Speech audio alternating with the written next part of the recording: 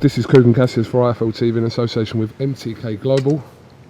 And Gypsy King Productions. Yeah. Why haven't you got your own YouTube channel? I don't see the point in it. That's what you're for. That's why you like need to that. make a living, don't you? I don't need to make a living Everyone's jumped on it over the years. Do you know what though? I don't need to make a living out of other people's jobs. If I can't make a living out of my own job, certainly don't need to make a living out of somebody else's job. Fair play. Fair play. Fair play. Financial fair play. Financial fair play. How are you feeling? I feel good, relaxed, Tuesday morning. Just been for a little walk. Yeah, all good. I've noticed in the build up to this fight, you really have tried, obviously you've had to do your media bits and stuff, which you've contracted to do, but you've kind of kept yourself away as much as you could have. Like no distractions. Obviously your camp's changed a little bit, but you've tried to just block everything out, focus on one thing. Is that fair? That's right, yeah. I tried to be dedicated as I can. Obviously it's a big fight, so there'd be a lot of media, but if I was going to let it all, I'd have interviews here all day, every day for the last 10 weeks. So we designated special days for the media, and I've done as many as I could in them special days, and that was it. At what point between now and your last fight did you think that you had to make changes in camp to do with your team? After the last fight, I wanted to bring somebody in to help with a bit of experience and that, to oversee things, and that was it, because I knew that I needed a different style to beat Wilder this time rather than the same old stuff I've been doing all my life. You haven't said loads about Ben. Is there a reason for that? What do you mean? About you and Ben kind of going your separate ways. You've not said too much about it. There's nothing to say really. Yeah. I don't think. There isn't nothing to say. You know, I wanted to bring another trainer in on board. Ben didn't want to do that for whatever reasons, so he didn't want to come. That was it. I can't help him. I can't make him come. It was what it was. He had other commitments. That was it, I suppose. But he's made a point of saying that you two are still got your friendship, which is obviously important, and he's obviously backing you 100% in this fight. So yeah, we haven't fell out. There was no fallout. There wasn't like a big fallout or anything. It wasn't done anything wrong. It was like, I really don't know how it happened, to be honest. It was like 1 minute I was suggesting we bring somebody else in to help in the corner, and the next minute he was like, oh, it wouldn't be good for his career and all that. So I don't know how it happened. The next thing, Sugar Hill was coming in as an assistant coach to help out, and that was his view on it. And then the next thing, he's got the head trainer's role. So it was what it was. You know, it's right on top of a big fight. So the decision was made before I flew out here, and that was it really. It wasn't a big thinking thing. It was just a quick conversation. That was it. He wasn't coming. Decided he wasn't coming. So that was that really. And that's the truth of it. There wasn't much more to say.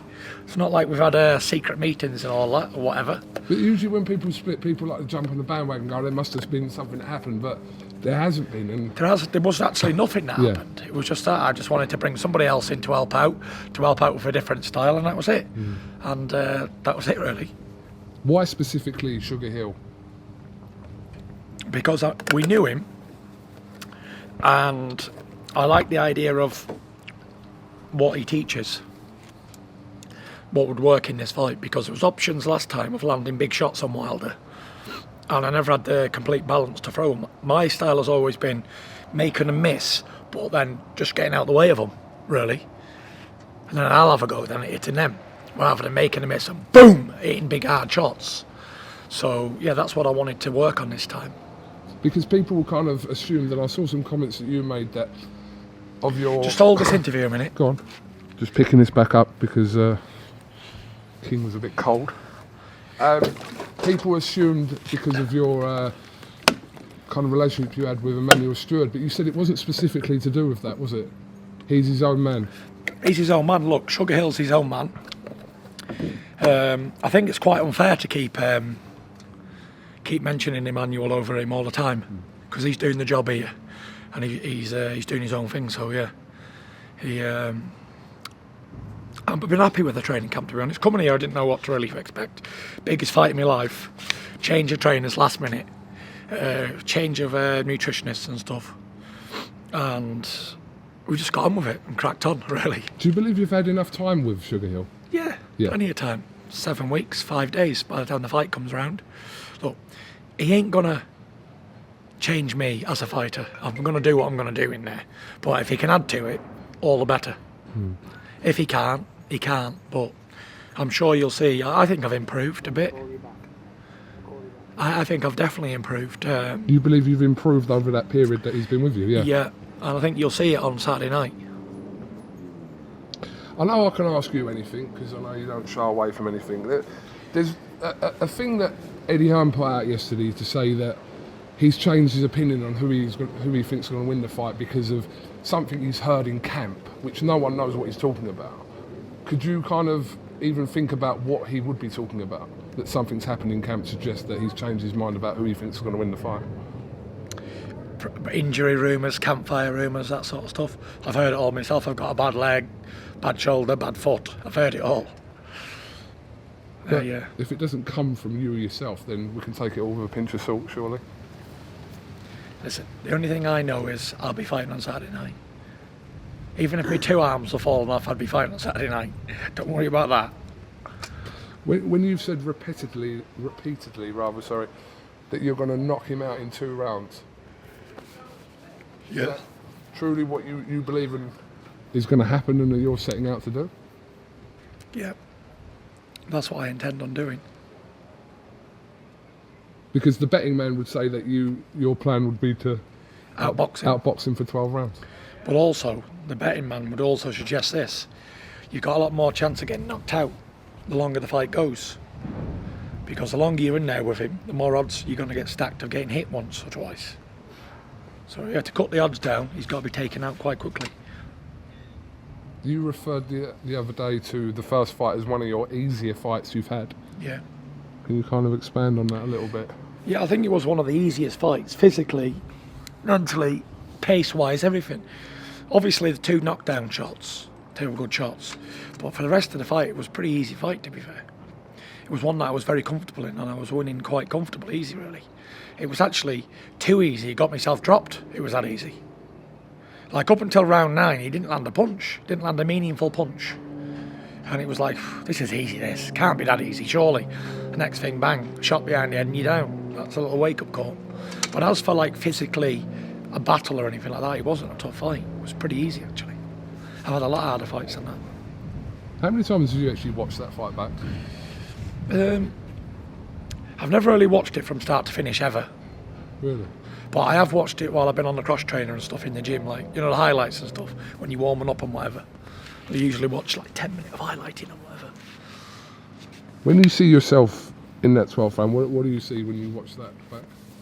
What do I see? Yeah, what do you see when you watch that moment, picking yourself up? What do you see? I just see me getting up off the floor. That was it. Do you not think, how did I do that, or you just... I know how it happened. I've said it a million times. I truly believe God brought me off the canvas to fight on for the mental health side of stuff. And that's my honest opinion, because I've watched boxing all my life and I've never ever seen anyone get knocked out in the 12th round like that and rise back up and win the round. Win the rest of the round, rather. Because I was catching him with some good shots after I got dropped. And to make the best of it, yeah, when I got back up, he run in and he hit me with one of the best left hooks I've ever seen throw by anybody. And he hit me right in the side of the temple. Bang, and my head just went back, boosh. But it was like I was bulletproof. That should have knocked me out cold, that big left hook that hit me. Because I put my hands up like that and he hits me with left hook, it just goes boom. And back. But it never affected me, I couldn't believe it. Like watching it, it's almost like I was bulletproof on the night. Everything ricocheted off after the knockdown. So if that ain't divine intervention, I don't know what is, to be fair. I suppose the biggest question is if he lands like that again, what happens? But I suppose that's what we have to wait for. That's what you get paid a ton of money for, though, isn't it? Danger money. To fight like this. Listen, he's going to land a punch, isn't he? It's not where you can't go in a shower and not get wet. You're not going to dodge every stream, are you? That comes down out the shower head. You will get hit, that's for sure. But it's about not getting drenched like I did before. So yeah, I'm just going to try and keep out the way of them big shots. How's your head been over the last 6 months mentally? Good. Happy? Happy. You still up and down? Sundays mostly down. Every Sunday down and out. Why specifically a Sunday? Because it's a day off, and I don't like days off. I take a day off training. Maybe I should never take a day off training. Maybe I should just do something on a Sunday as well. But yeah, Sunday's always been a bad day for me.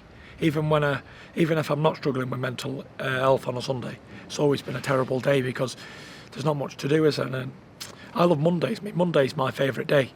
Monday's my Friday, Saturday. So usually things that people do on a Friday or a Saturday, I do on a Monday. So that's my favourite day. Is that a concern if you're not training, then how are you going to be or not? Well, I'll always be training, won't I? I could never let myself go fat again. I'll train for the rest of my life until I die. Always. Well, when we heard you say a month ago as well that you've got 3 fights in you and all this, is that something you feel at the time, or is that something how it is, or what is that? What do you mean? What about 3 fights? What about the 3 fights? Yeah, I've got 3 fights left on my contract with ESPN. But that's not your career done, is it, after 3 fights? Yeah. What am I going to box on for? Money? More money? Money only causes problems anyway. People want to take it off you when you got it. And when you've got no money, you're fucked. And when you've got a ton of money, you're still fucked. So it's a corpse in a rock and hard place. Money's never really been the big motivation. I don't really live like I've got money anyway, but... So today, what are you fighting for today? I'm fighting because I'm here. We're here, boy, that's why, and nobody else. There was a famous line in the film Zulu, the Battle of Rorke's Drift, and he goes, "Why us? Why us?" And the old sergeant goes, "'Cause we're here, boy! And no one else, that's why!" And that's why I'm fighting, 'cause I'm here!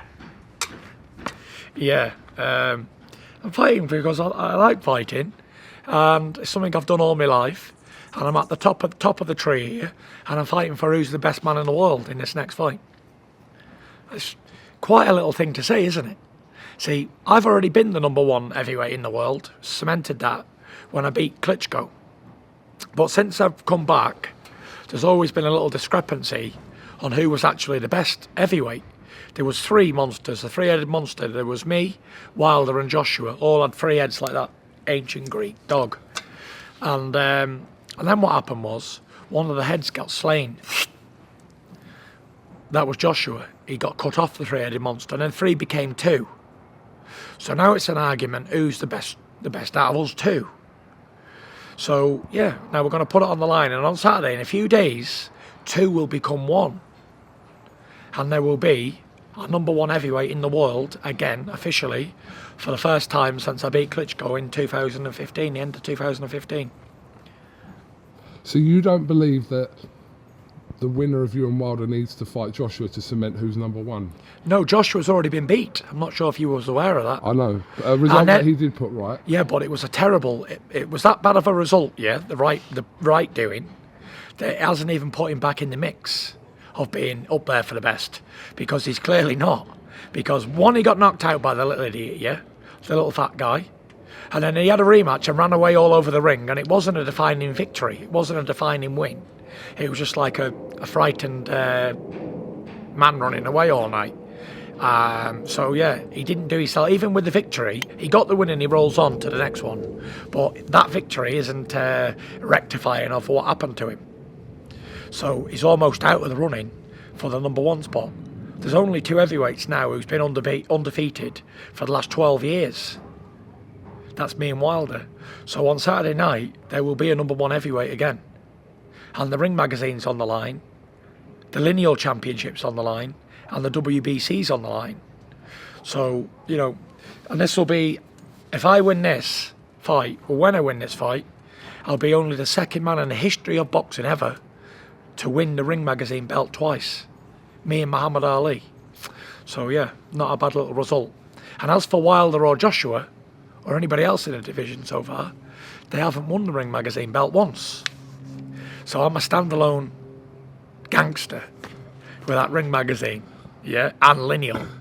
So yeah, it's all to play for, and we will find who is the number one in heavyweight in the world on Saturday, me or Wilder. When you've heard comments over the last few weeks as well from Joshua and Hearn about throwing in potential offers after your fight with Wilder to whoever wins that fight, and you've come back and said, well, hang on a minute, we've got a third fight in contract. So is that something that still could tempt you, depending on what happens on Saturday night, if Hearn and Joshua were to come with an offer to you to fight them? No, it's something I'm not interested in at all, because I know that I've got a third fight with Wilder, win, lose or draw. Either man has an option for a third fight. So yeah, we're just cutting them all out of the game and keeping all the cakes for us. You, in that 3 fights you mentioned, I think you replaced Dylan Whyte with Derek Chisora. No, and you know what now, yeah? I've replaced them all. Because if I've got 2 Wilder fights, then the third one will be whoever it is, Joshua or whoever. Or it could be another top-ranked fighter, who knows? But yeah, we'll have to see how it all goes. One fight at a time. You're only as good as your last fight anyway, as we've seen the history of boxing tells. So yeah, that sun's come out lovely, hasn't it? It's cold a little while ago. Well, when you mentioned like Derek Chisora, is that... Do you mean that when you mentioned Chisora in this as well? Obviously, he's got a potential fight coming up with Alexander Usyk. Yeah, I do mean it, but it's whatever fights are there at the end of it, isn't it? You know, whatever fights are there to be made, we'll make them. Whatever fights are there to be made in these last 3 fights, we'll make. That's it. Hopefully, I get them in this year, 3 of them. But if I don't, I'll definitely get 2 in this year, and then 1 next year. That's it, done then. That's a long time, isn't it? From 2008 to 2021. Be 32-year-old. Yeah, but what age is that in heavyweight boxing? It is when you started heavyweight boxing at 20-year-old, turned professional. I didn't turn pro at 27 or 25. I turned pro at 20. So that's a long time, isn't it? You've got your other brother here, haven't you? Who? The brother that I've never met before. Oh yeah, John. Yeah, John boy. Yeah, he's here. He's here. Has he been to your fights before? Yeah, he's been to the fights. Yeah, but he's never been over here before. That's for sure. How would you describe him? Sort of laid back, reserved character, really. Like Shane. Like Shane, yeah. No. Do you want to go in? What? Just just sniff the wall. What? Should we go in front room? No, what for? It's quite cold out, you know. No, it's sort of right in the sun. It's lovely. No. So, you've got arrivals today, press conference tomorrow. Standard stuff now you're used to, obviously. Yeah. I don't know what their rival is. I've never had one of them before, I don't think, whatever that is. Yeah, it's a thing that we used to kind of see Mayweather doing here at the MGM Grand. Where loads of fans turn up, you arrive, and yeah, it's called a grand arrival. Arrive and do what, though? Just Get out the car and what? What is it? What am I to expect? I'm not sure, because we drive up to the hotel and we get out the cars. What do we? What do we do? Yeah, that's it. Basically, you walk through, drop you off, walk through the main lobby of the MGM. Hey, I'm Tyson Fury. People will be there. You say a couple of words on the mic, and then that's it. The grand arrival. Cushy, and then back home. Well, I don't know. You've probably got other things to do. But... And what is it tomorrow? Wednesday press conference. Wednesday press conference.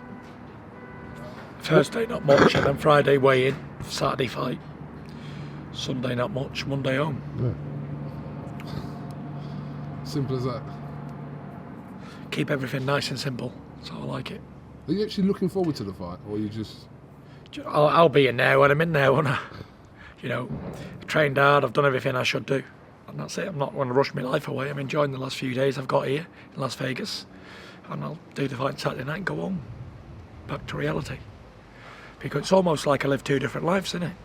I live like the secret life of pets. Like over here, I'm over here as a superstar boxer. boxing in Las Vegas and entertainer. Then I go home and I just become some random Morecambe person. Crazy, really. Do people bother you in Morecambe? No. Leave you alone? Yeah. You ever seen that thing where Andre the Giant went to some little tiny town and he was left alone? That's me in Morecambe. Is that why you like it? Yeah. I've been there since I was 20 years old. So people have already seen me a million times. But I tell you, when it does get busy and hectic, like in the summer when people come for holidays and stuff, just random people come from all over the country, and then it gets hectic. But then I don't go down places. And to be honest with you, I wouldn't go to like towns and stuff and whatever.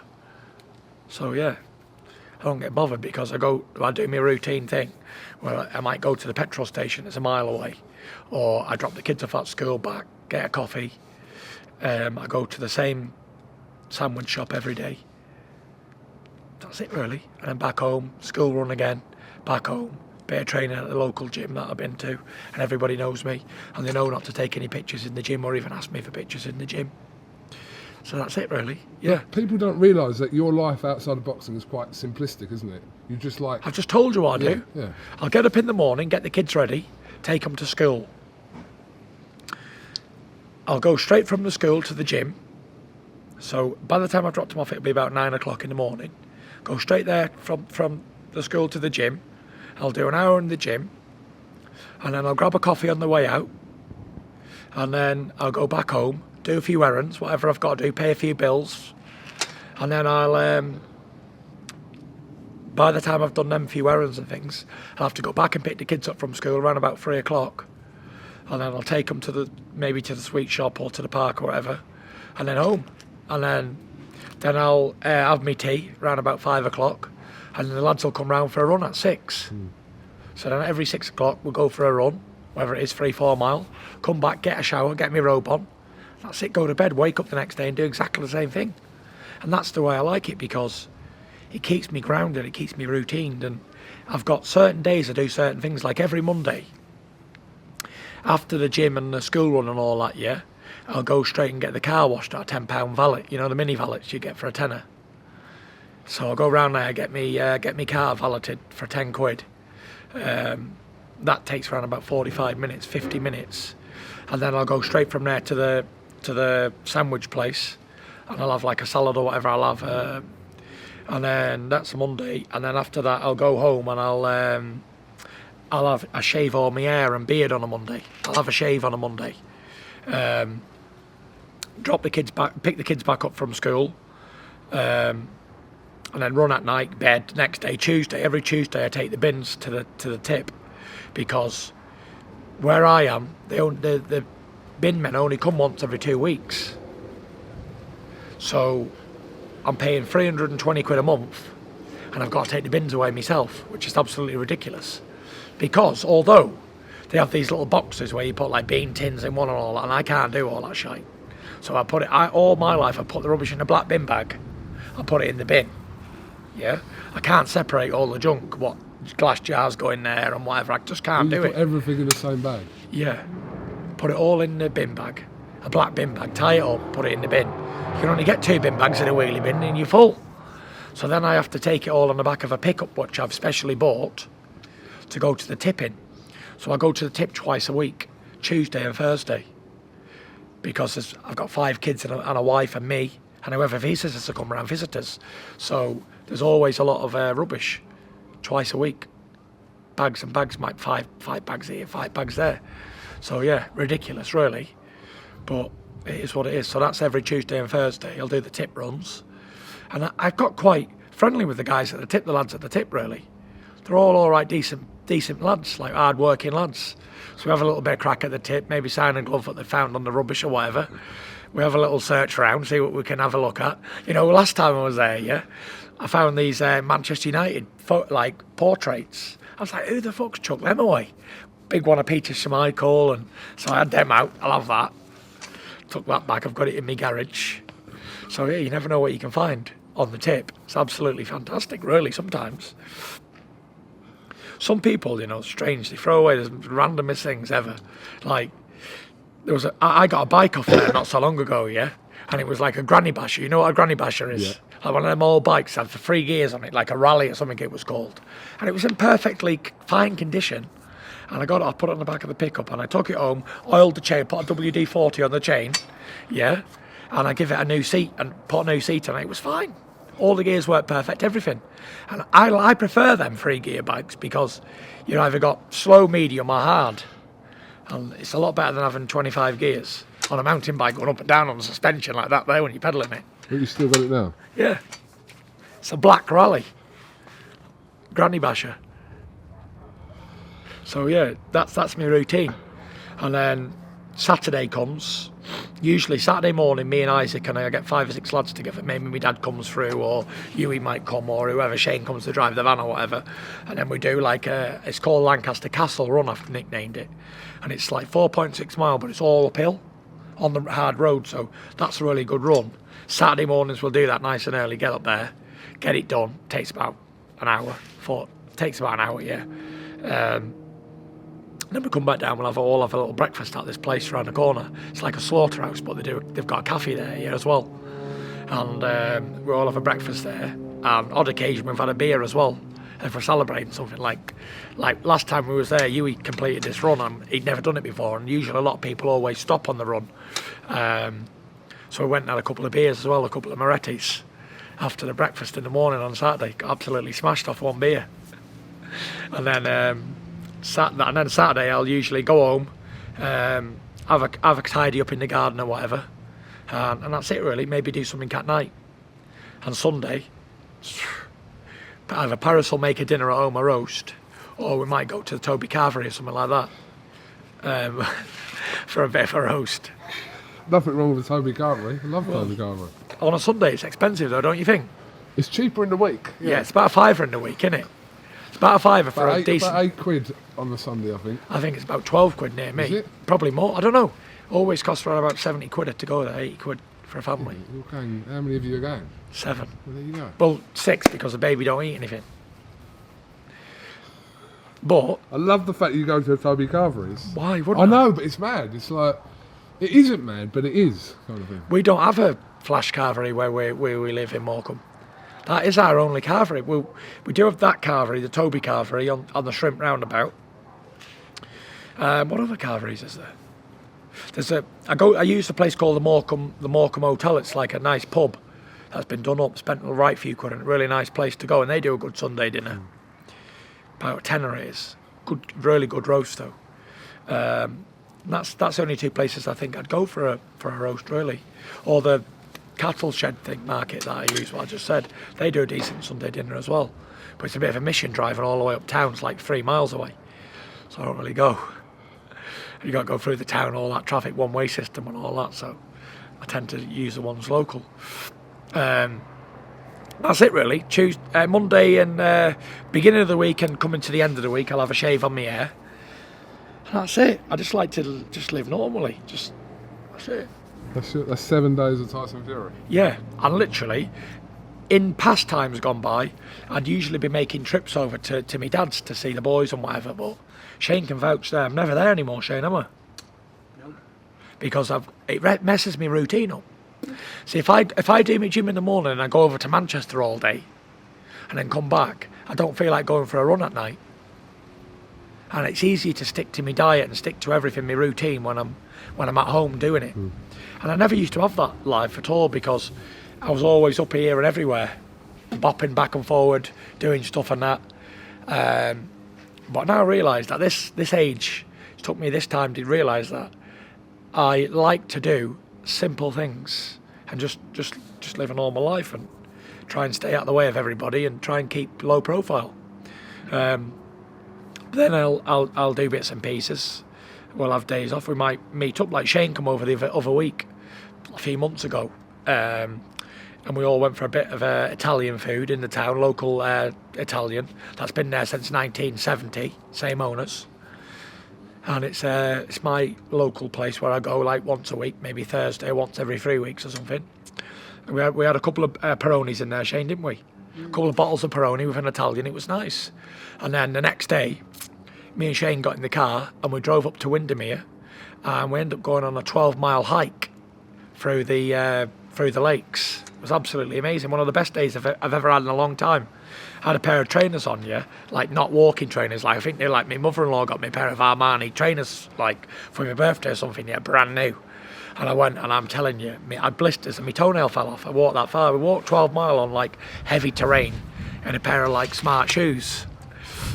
Wasn't a good idea, but that was a really good day. We walked like 6 miles to this castle thing, and it was like halfway point, all through like forests and mud and rocks. Got there, had a coffee and a flapjack, and then come back. And it was dark by the time we got home, shame, wasn't it? You have to get this little ferry across the water, across the lake, to get across, and that was really good.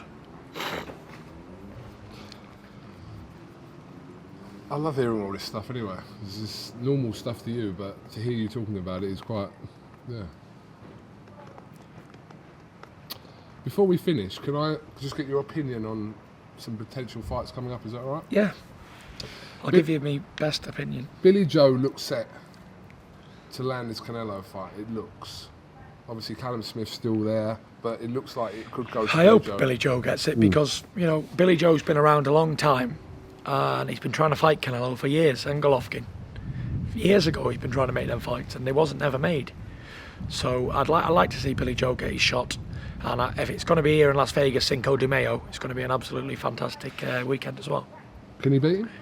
Yeah, anyone can beat anybody in boxing, especially when you're a southpaw and you're a slick and hard to hit. It's usually a good start. So yeah, Callum Smith's still there in the running. It's not massively clear who's going to land that, but it looks to be one of them. There's a few. I heard there's a few in the mix for it. The Marotta from Top Rank. Yeah, I think Marotta he's in it. Caleb Plant, the IBF super middleweight champion. As well.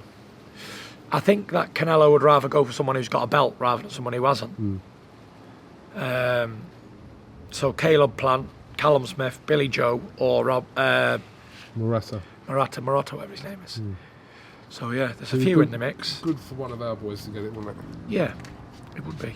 But listen, even if none of our boys get it this time, it's not the end of the world, is it? No. There's always going to be next time. Canelo will have 2 fights this year. He'll box in May and September. He'll box in Cinco de Mayo and he'll box in Independence Weekend in September. Yeah. So yeah, there's maybe if he fights Billy Joe or Callum Smith on one of the weekends, each one, take 2 Brits on. You know. Why not? Whyte Povetkin, what do you think? Is that fight made?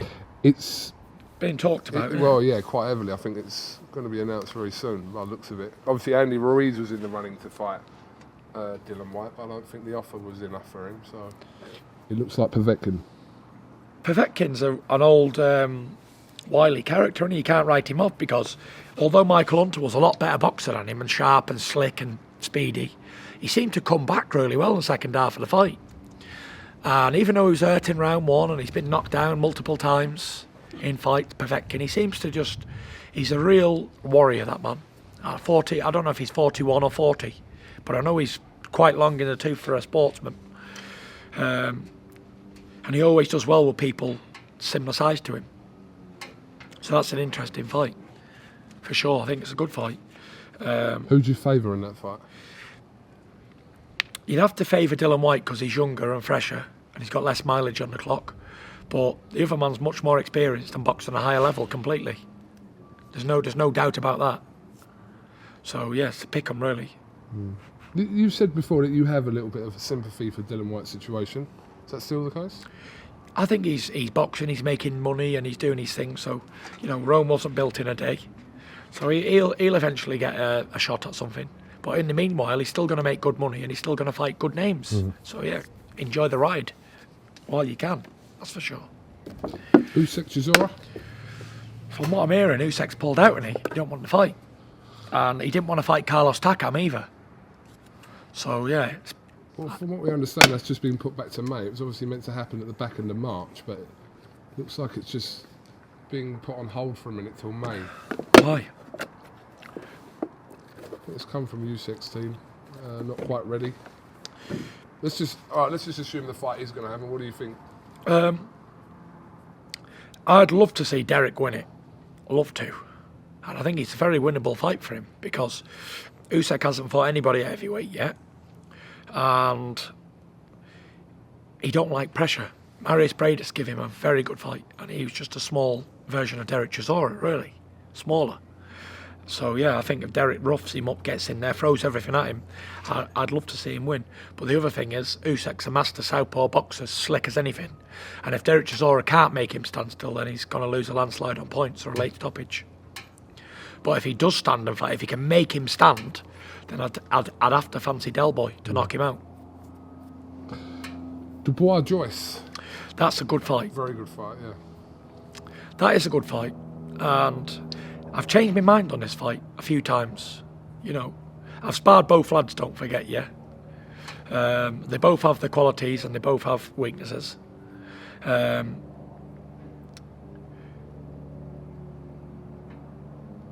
both do. But after really analysing the situation, I think Dubois. I think Dubois gets him early. But if Joe Joyce can survive an early onslaught and take him into deep waters, then I think Joe Joyce could win as well. But young Dubois is younger, fresher, faster, punches very hard, and he's on a real roll at the minute. Joe, he starts slow, and he's like a plodder, and he keeps going at that one pace all the way through. So if he gets him past 7 rounds and Daniel starts fading and Joyce by stoppage, late stoppage, but listen, these lads are young lads, aren't they? They're in the gym every day. They're not gonna get tired. They're not gonna gas out after 5 rounds. It's not like he's a fat fella who's not done any training. The lad's ripped, trains every day like a Trojan, and I think he's a very good prospect for sure. And I'd fancy him to beat Joe early on or Joe on stoppage late. Dubois early, Joyce late. Are you going to continue your career in the wrestling? See how this fight goes. You liked doing it though, didn't it? When he was... Yeah, it was fun. It was really good fun. But, you know, one fight at a time. At the minute, there's a lot of options for me after this fight. Win this fight. There's talk of a crossover fight with a UFC champion.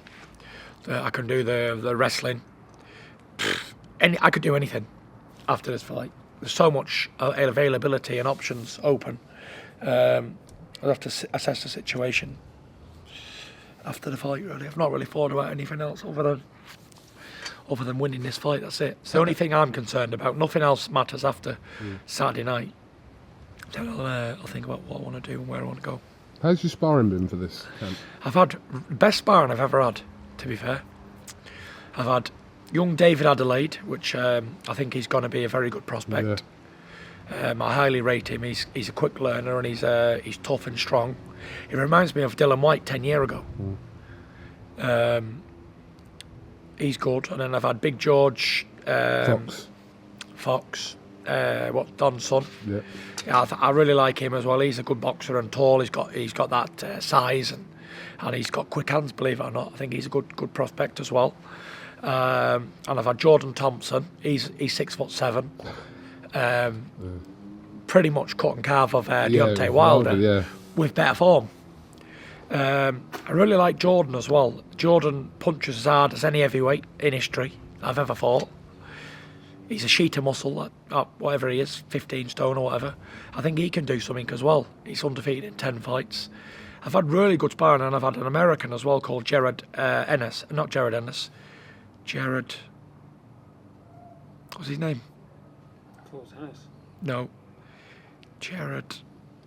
I don't know. Don't know his second name. He'll know who you're talking about, though. Called Jared, anyway. And he's very good. He's probably the slickest person I've ever been in the ring with. And he's only a young lad, 20-year-old. Very hard to hit and very quick. So I think I've had really, really good sparring. I've not had no old wily veterans in camp. I've only had young prospects who's got points to prove. Yeah, sparring has been spot on. Sparring's been spot on. I don't remember ever having better sparring than this in my whole life. I've done loads of rounds. I've been sparring 4 times a week. 1 in, 1 out, sometimes 5 and 5, sometimes 3 at a time, like 1 in, 3, 4, like 3, 6, 9, 12. So yeah, I've done plenty of sparring and that, so yeah, everything's went cushy. So I know you've spoken about this before, but the whole Joshua sparring thing was just a thing, wasn't it? It was never realistic, was it, that? I don't think he meant it, did he? It was just a joke.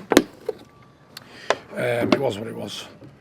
It was a talking point for a little while, yeah, it was a talking point, and it was interesting. And his style ain't suitable for Wilder anyway, so it wouldn't have been any good anyway. It wouldn't have been good sparring. So yeah. Go and help but him. It was fun. Help him for Pulev. It was fun while it lasted. All right. Have you got anything else you'd like to add before we finish? Yes, there's a certain little fella, who's not here, called Umar. When I see him, I'm going to slap his teeth in for it. Because he's been saying some bad stuff about me on the internet. And I'm going to give you that, you little sucker, when I see you. No. I know that there's a lot been going on, things about him and that. And I've heard that people's been tweeting stuff that ain't him and whatever, editing tweets or whatever. And listen, we all say stupid things. I'm probably the biggest man here who said probably the most of the stupid things ever. Yeah. Really? But at the end of the day, it's not a big deal. It is what it is. We all make mistakes and we all do stupid things at times, and that's it. But everyone deserves a second chance, as I've had a million chances. So yeah, maybe not 2, but maybe about 500, and that's it. Don't take it too much to heart, because it's all good sporting banter. Don't worry about it. As I've said to people, what he tweeted was not good. It was horrendous. But he apologised about it, and then what more can he really do after that? Once Listen, there's not much you can do, but I don't know what he's tweeted because I've been over here. Yeah. All I heard was he said to me that I look like a crackhead or something like that. Something about me being a crackhead. He called you a crackhead cunt. No, he didn't call it. Who died? What are you laughing at, Jay? Cheers, mate.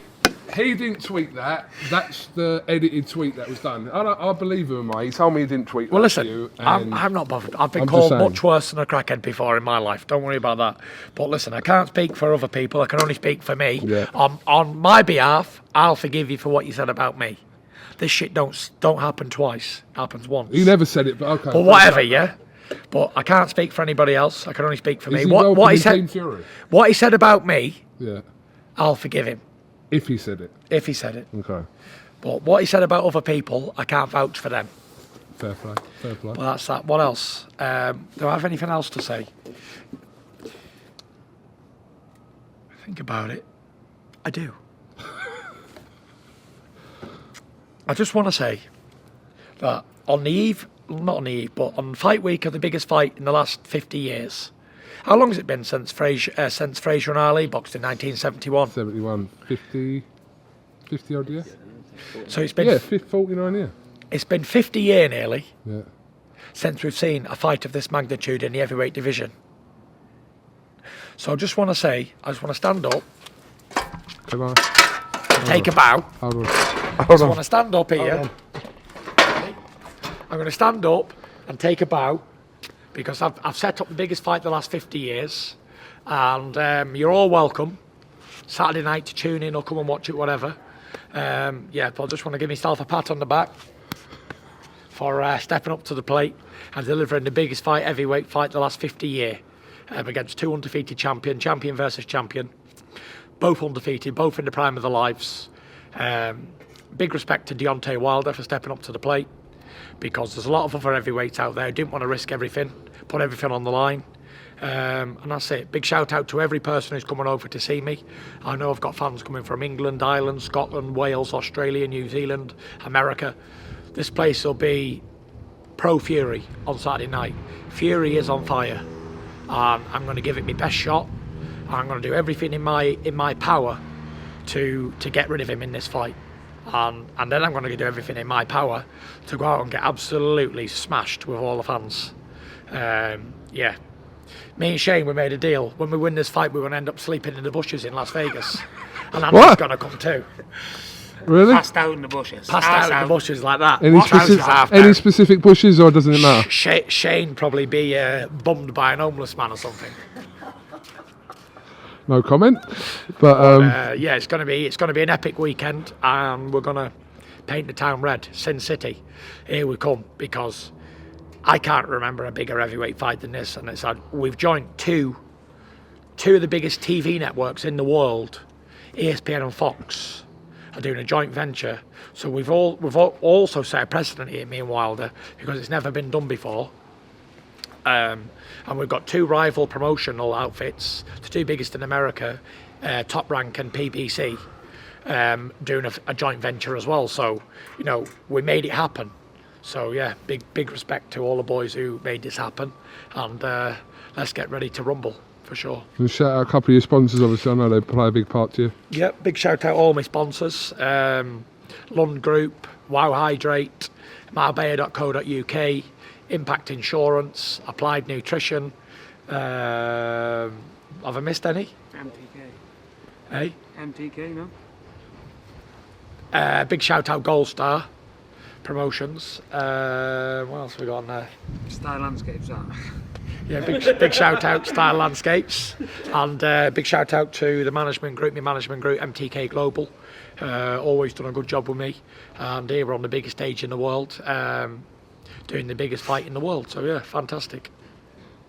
I just want to add, your documentary, the first episode that went out was brilliant. The second one is out this Thursday in the UK. Yeah, and anyone who liked the first episode, tune into the number 2 out on Thursday. I'm on this one. Are you on this one? I got interviewed the other day for it. And if you haven't seen the first one, go to ITV Hub and play it back. It's called Tyson Fury, the Gypsy King, Insight on My Life. So have a check that out if you've got 10 minutes. Yeah, big shout out everyone who was involved in the documentary. Also, I'd just like to say big thank you to Penguin Random House for doing exactly what they said they'd do with my book. It's gone to the bestseller in history of any boxer ever, and climbing. And it's only been out a few months. So yeah, Penguin Random House, big respect to you guys for delivering in such a short time. What else can I say? Big shout out my wife, even though she's not here. She's coming here next week, whenever, this week sometime. Next week? Yeah, that's it really. And big shout out everyone who's helped me, Andy Lee, Sugar Hill, that ball twat there, Little Matty, Shane, Huey, John Boy. Who else is there? Who? Shout out George Lockhart. And this is it. I've had the best camp of my life. Let's go down and put the best performance of my life in. And walk out as the only man in history to win the Ring Magazine belt twice. That's it. Tyson Fury, thank you very much for your time. A lot of your time today. Even though you said you weren't doing long interviews, and you actually haven't. I haven't seen one long interview with you in this whole build-up. But it seems to be every time that you come, that you get an interview. But to be fair, you have done it for the last 10 years, haven't you? Yes, so bang was on. it 8 years? 10 years in October. Is it? How long have you been interviewing me? Probably about 9 years. There you go. So if you can't give someone an interview after 9 years, you're a prick, aren't you? So there you go. Enough. Peace out. God bless. See you all on the other Slim side. Jim here as well.